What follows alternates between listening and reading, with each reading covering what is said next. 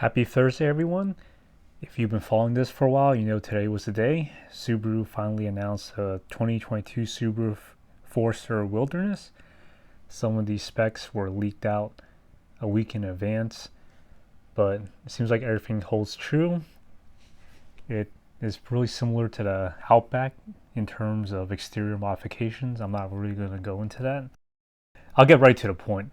I personally would not buy this car, and I would not recommend other people would buy this car.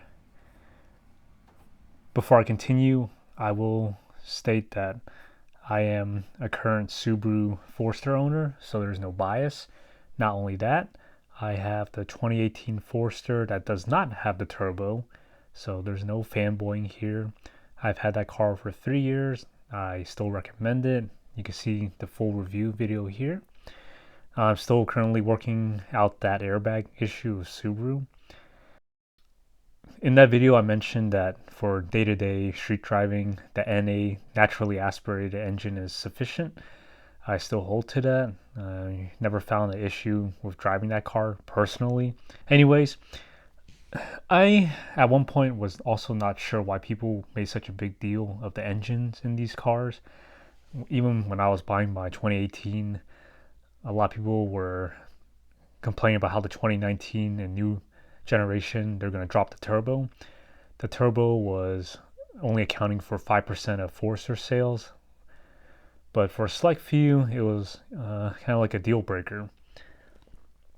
Now, it wasn't until recently that when I was going through information about the Subaru Outback,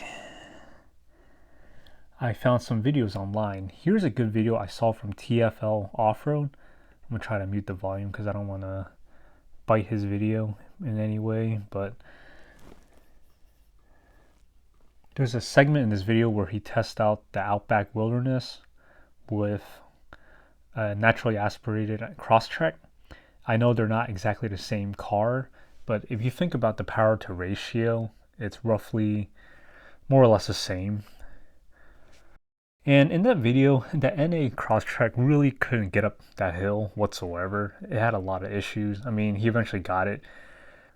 The Subaru Outback Wilderness, although it still has some challenges, it made it up a lot easier.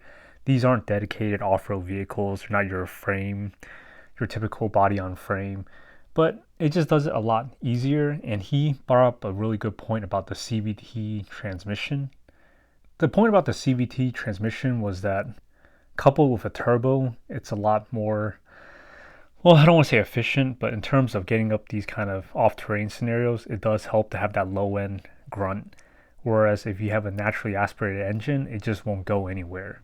And that was kind of like the turning point where I finally learned something about why people wanted the turbo or the NA.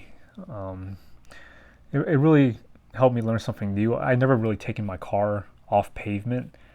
I think this guy did a really good job explaining the challenges of having, like an inefficient CVT to begin with, coupled with low torque or the lack of low-end power.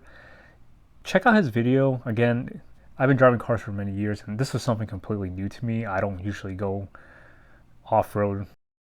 So going back to the Wilderness Edition, if they're trying to market to people like me and other people who are trying to get off pavement, well, if they're just putting the same engine and the same crappy CVT, it's just going to have trouble, like I saw in that video. And I can see where it's coming from. The CVT in these cars are absolute garbage. The one in my 2018 is absolute garbage. I mentioned in that previous video, my biggest gripe is when reversing and then going back into drive, there's like a 1 or 2 second delay. I made a comment that I haven't driven any other cars that do that. Maybe I'm wrong, but here's a good example. We have a 2020 Accord Hybrid. CVT does not have that issue. I could go from reverse to drive instantaneously. So I know it can be done. I just don't know why it's like that. Hopefully, if someone has a 2019 or newer model, maybe they corrected this. If so, let me know.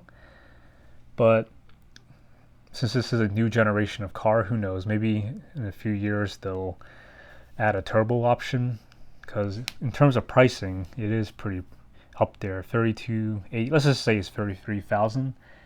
if you go to the Outback, it's just $4 grand more. I would rather pick the Outback and have the turbo engine, to be honest. But a lot of people would like the Forester, including myself, because it's more compact. Well, I don't know how you describe it, but the look. Some people just like the looks better. I just like it because I feel like it's not as heavy, not as long. Again, if I'm incorrect, please correct me below. But it's just a personal preference. That's why I feel like a lot of people were very interested in what this Wilderness Forester had to offer, and it is a very big disappointment that they didn't include that engine. But who knows? Again, maybe next year or the year after that, they'll add it in. But sales of these cars, regardless, are still going to be high in demand. There's always a market for people who buy these cars, including this trim.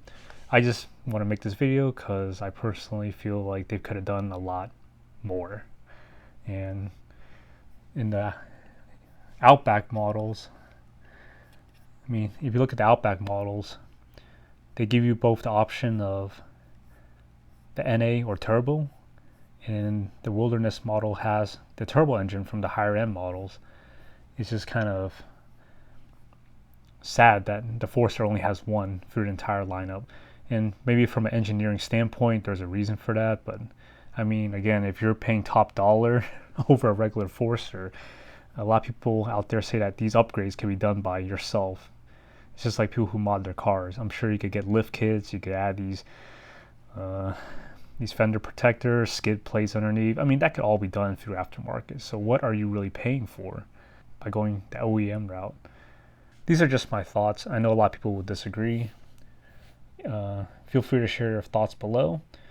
Again, I was open to the idea of trading my car in for this Subaru Forester Wilderness, but honestly, I think I would rather go for the Outback.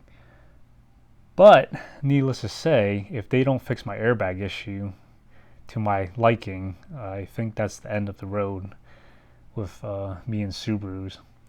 Again, there's no fanboying here. I've had two Subaru cars, the 2018 Forester, and I also had a 2005 STI. And in some ways, those have both been some of the most unreliable cars I've ever owned compared to everything else I've had: Honda, Nissan, Lexus. Again, that's just my personal experience. Feel free to share your thoughts below. Have a good Thursday and stay safe. Bye-bye.